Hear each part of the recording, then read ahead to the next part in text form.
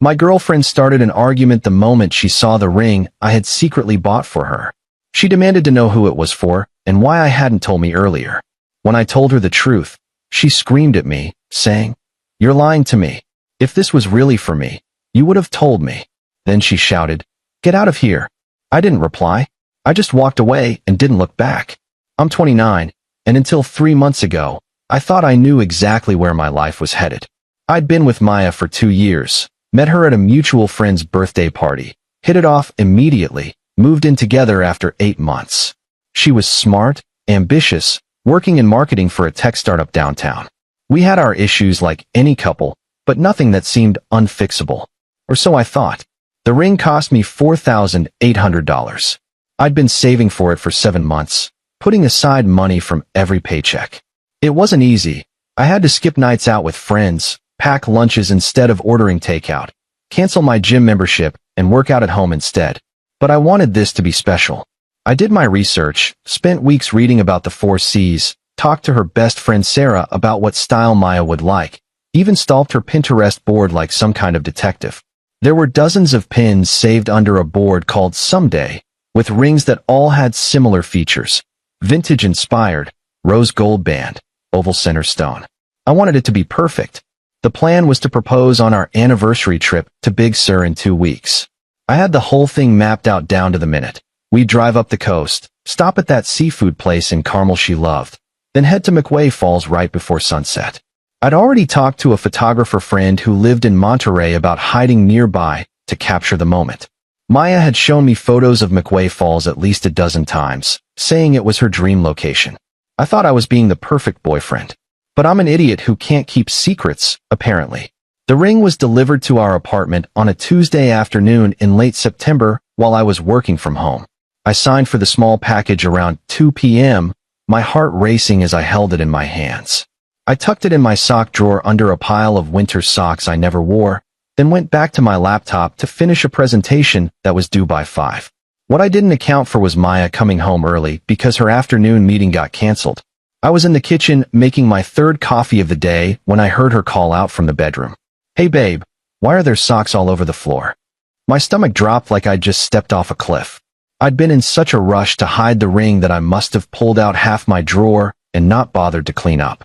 I set down my coffee mug and walked into the bedroom to find her standing by my dresser, holding the small velvet box in one hand, her purse still hanging off her shoulder. Her face was completely pale, mouth slightly open, eyes wide. "What is this?" she asked, her voice shaking in this way I'd never heard before. "Maya, I can explain. Who is this for?" She was already crying, tears starting to stream down her cheeks, her hands trembling around the box like it might explode. "Who the hell is this for? And why is it hidden in our bedroom? In your drawer? It's for you," I said, taking a step toward her and reaching for her hand. "Baby, it's for you. I was going to propose in Big Sur. I had this whole plan with the photographer and everything." She jerked away from me like I'd burned her, nearly stumbling backward into the dresser. "You're lying to me. If this was really for me, you would have told me. You would have said something, given me some hint, dropped some clue, but you've been acting completely normal.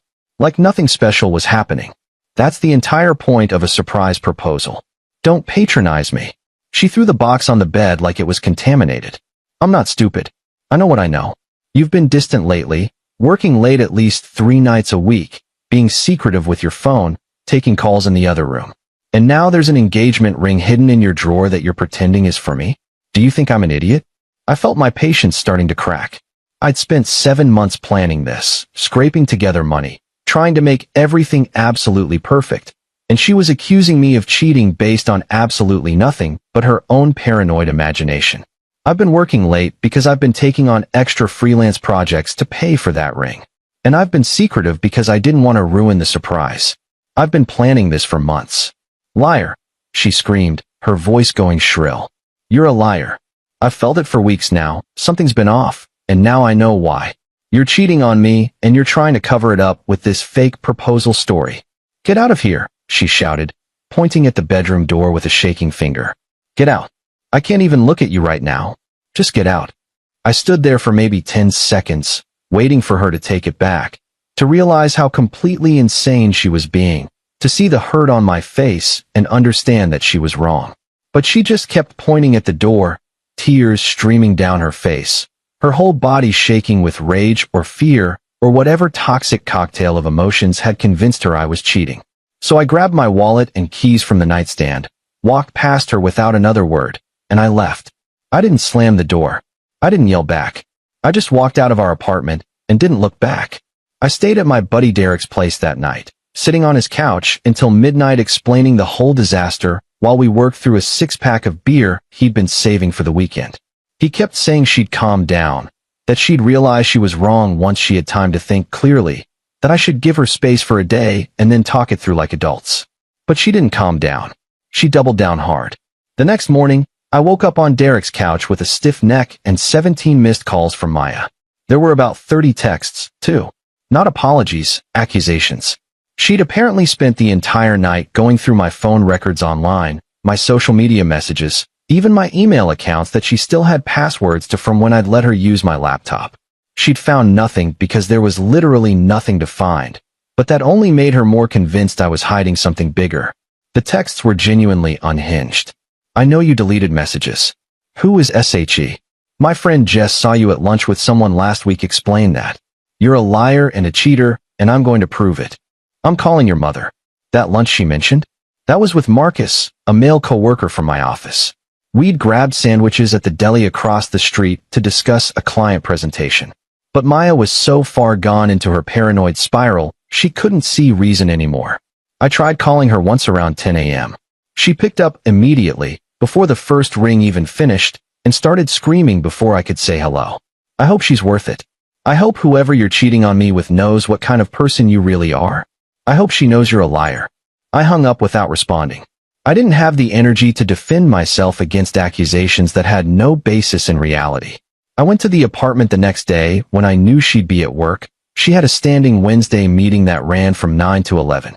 I packed up my essentials, clothes, laptop, toiletries, important documents. The ring was still sitting on the bed where she'd thrown it.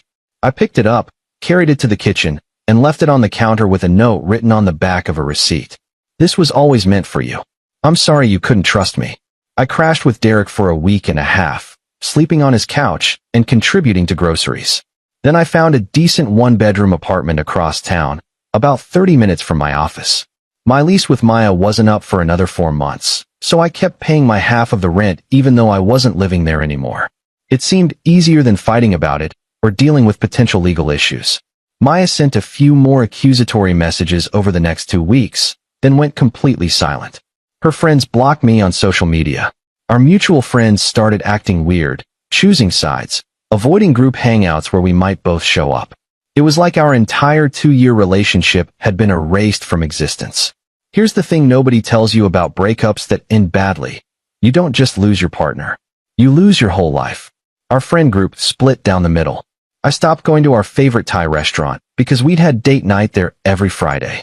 I had to find a new coffee shop because our regular barista would ask where Maya was.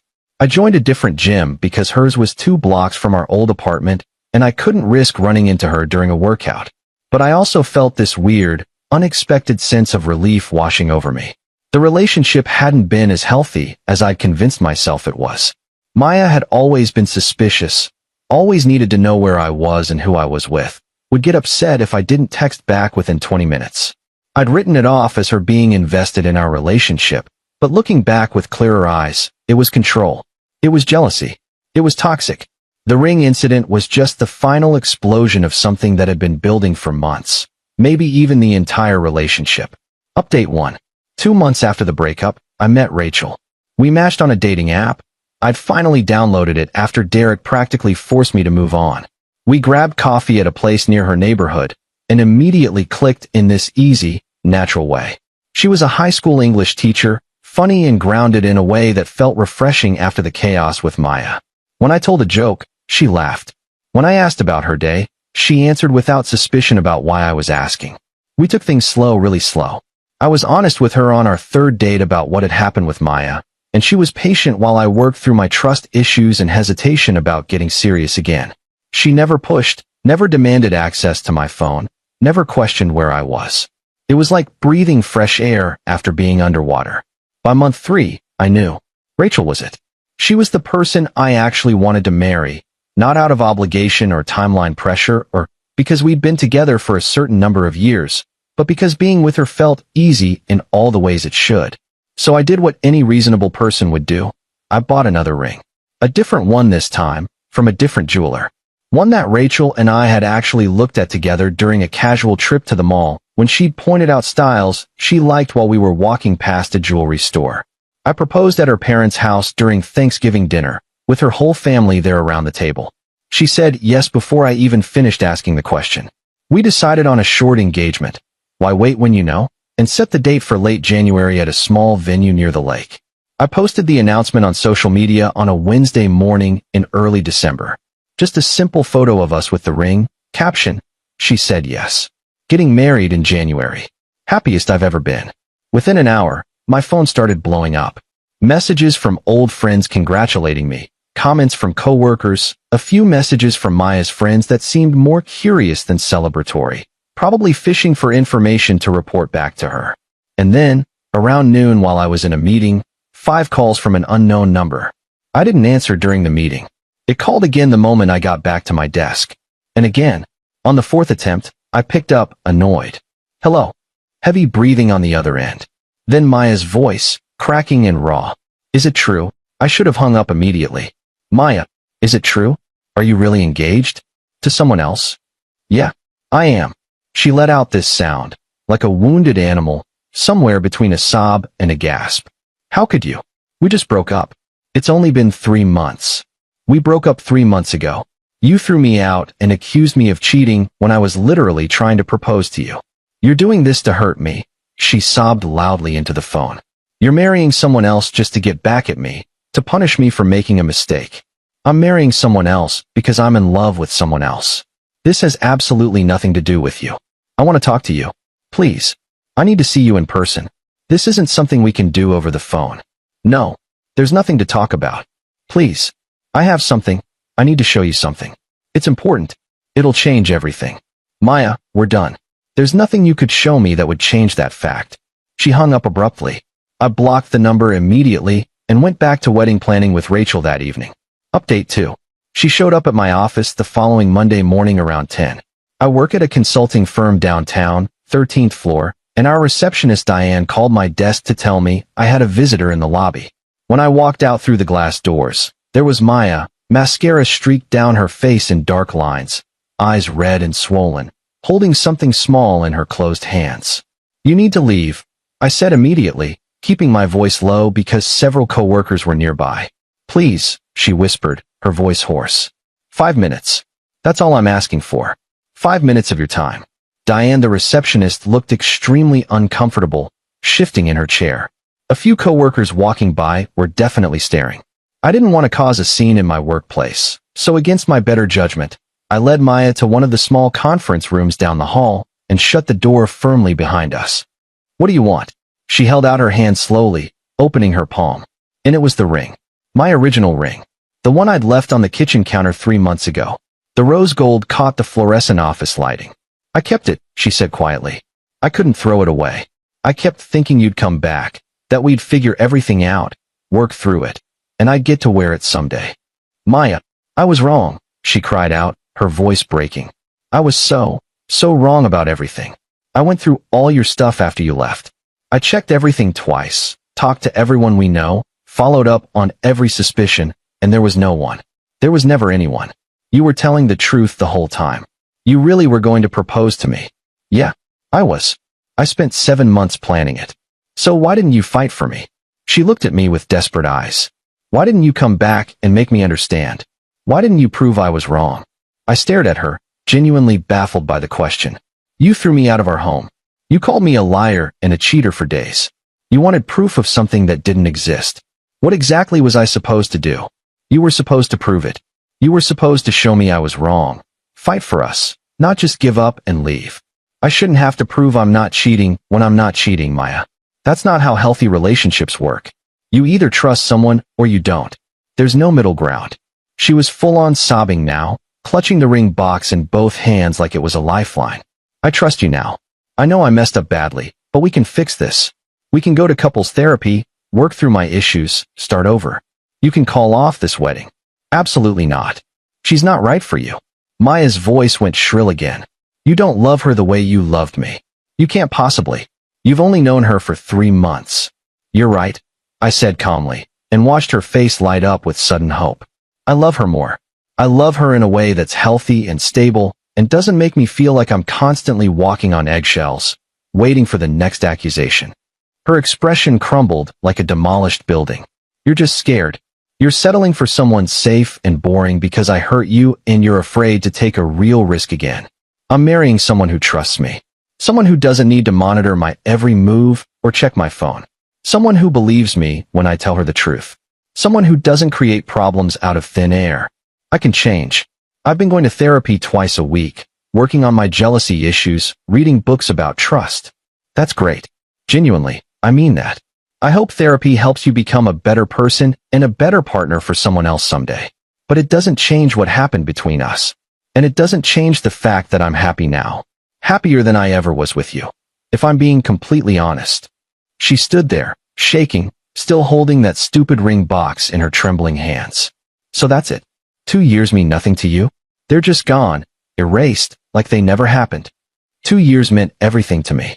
Right up until the moment you decided I was a liar based on nothing but your own paranoia. Now they're just a lesson in what I don't want in a marriage. She threw the ring box at me hard. It hit my chest and clattered to the floor, the box springing open and the ring rolling under the conference table. I hate you, she spat, her face twisted with rage. I hope she breaks your heart the way you broke mine. I hope you feel this pain someday. I didn't break your heart, Maya. You did that all on your own when you chose paranoia over trust. She left without another word, yanking the conference room door open so hard it bounced off the wall. I stood there for a moment, then got down on my hands and knees to retrieve the ring from under the table. I picked up the box, closed it, and tossed it in the trash can on my way back to my desk. Final update. The wedding happened on schedule in late January. Rachel looked absolutely incredible walking down the aisle in her simple white dress. Her vows made me cry, which I'm not ashamed to admit in front of 80 people. My best man Derek gave a speech about how he'd never seen me happier or more relaxed, which was completely true. Maya didn't show up or try to contact me again. Thank God. I heard through mutual friends that she moved back to her hometown in Ohio about 2 weeks after the office confrontation.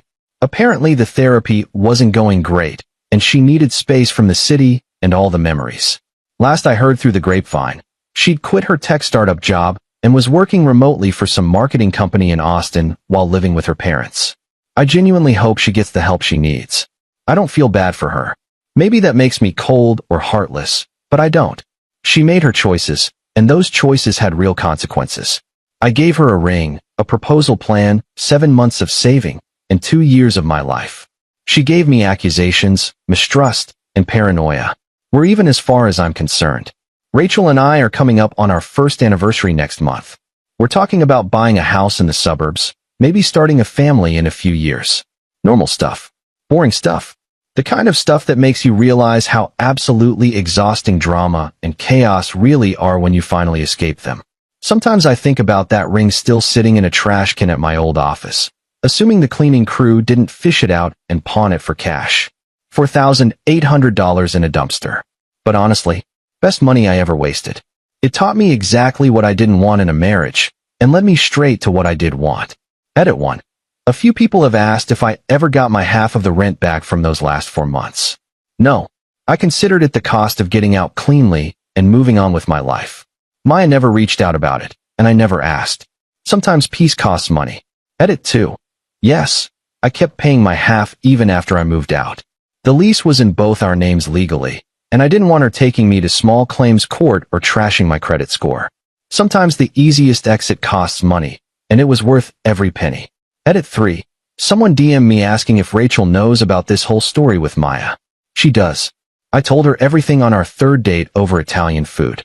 She said Maya sounded exhausting, and then we ordered dessert and talked about our favorite books.